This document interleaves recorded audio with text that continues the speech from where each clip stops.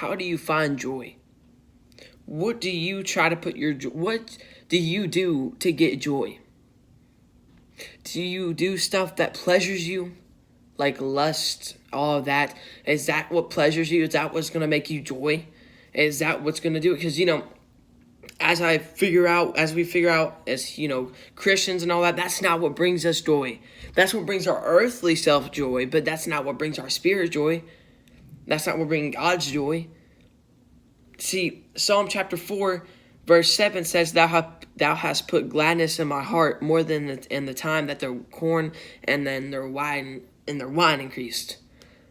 You see, and also in another sense, it says, You have filled my heart with greater joy. See, God is the resource to joy. See, you can be going through a rough time, or you could just be like a Christian and just like looking at other things for joy. Like maybe the Bible doesn't interest you as much as it does as, other people around you, like a pastor or something like that. Maybe it doesn't. But if you're looking for a resource for joy, for a happy living and a purpose to live, that's the Bible. That's what's going to help you. We go through rough times and we go through a stage where we think nothing is going to give us joy. We can't be satisfied. See, a lot of people nowadays, we can't be satisfied.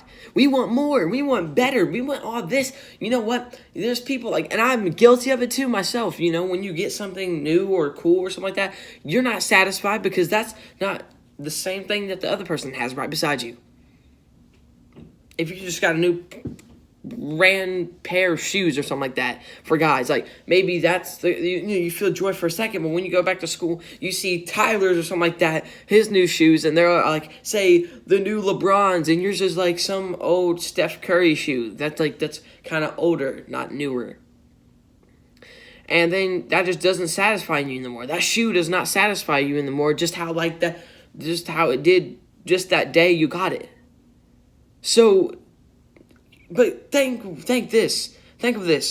God is real, but He brings you everlasting joy.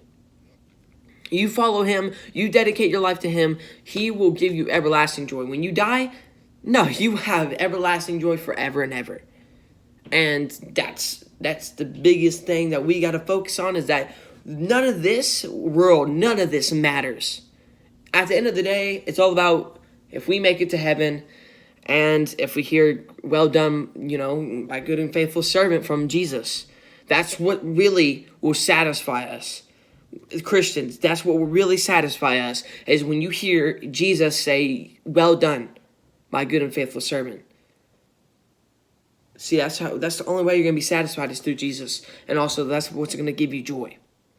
I'm not saying other things cannot give you joy, but maybe you're going through a time that you feel like nothing's giving you joy, and just you keep trying to do these other things to make you have joy, and your own pleasure and all that, just stuff like that. And you think that's the real thing that's giving you joy, and that's what you keep doing. No, that's not what's giving you joy. It's actually hurting your spirit.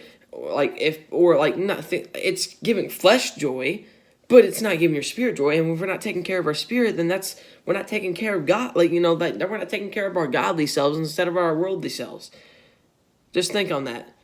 I've been guilty of it lately. Just not taking care of my my godly self and then my worldly self.